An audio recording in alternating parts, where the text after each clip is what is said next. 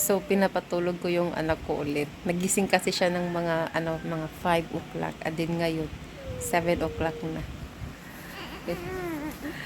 5 o'clock siya nagising.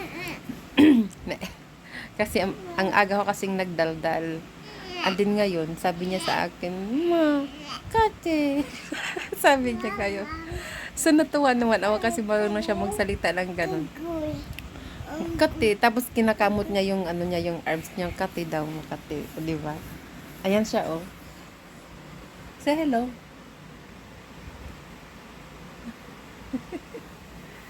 Baby. Ang bibi, ito yung bibi. Bibi niya yan.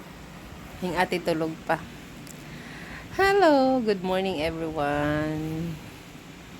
Friday na ngayon, bukas Saturday na. So tuwang-tuwa na yung mga estudyante. Tuwang-tuwa din yung mga magulang kasi makapag-relax sila ng Saturday. Lit pa bangon. Ay. Tao. Naghagpat po siya, naghagpat. Yan nakaunon. Dayo mag-iyaan eh. Naghagpat. Oh, wow, very good ang ate. Wow, Amara also very good. Diyan sa baba. Uno siya sa ulo.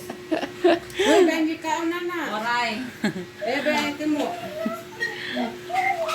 Today, yung dinner namin ay sanggupsal. Sanggupsal na maliliit. Yung ano lang, yung normal. Yan. Ito yung dinner namin tonight.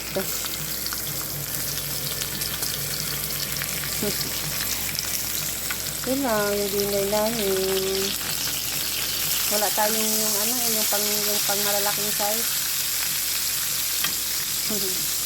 Medyo mahal kasi yun, yung pang malalaking size. Kaya ito lang muna. Ito lang muna. Tipid-tipid muna. Diba? So, advance Happy Father's Day sa lahat ng mga tatay. Sa mga nanay na nagpakatatay,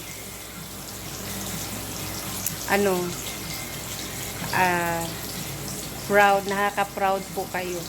Kasi nanay, di ba, nagpakakatatay. Kasi may mga single mom na tatay na rin. Advance Happy Father's Day sa mga tatay na responsible. Lahat binibigay sa mga anak nila. Lahat binibigay sa pamilya nila. Yung inuuna yung pamilya, hindi yung inuuna yung barkada. Nakaka-proud kayo. Sana dumami pa yung ganun na tao. Pagkatapos kong yung kimchi, yun sa kawali. Ganun. Bali yung oil na yan dito sa samgyeopsal. Ayan. Ayan. Mas masarap kasi yung nakaluto yung yung kimchi sa pag kinakain mo siya. Walang katapusang let it go. So nakita ko yung video ng pangalawa kong anak, yung 2 years old siya. So mahilig siya sa Frozen. Ayan, araw-araw kami nagpi-play ng Frozen, tapos ganyan yung ginagawa niya. Tatakbo, minsan kakanta, kahit mali-mali naman yung lyrics niya. Gabi-gabi niya yung ginagawa, hindi man gabi umaga. Ganun yung ginagawa ng anak ko na pangalawa. Diba?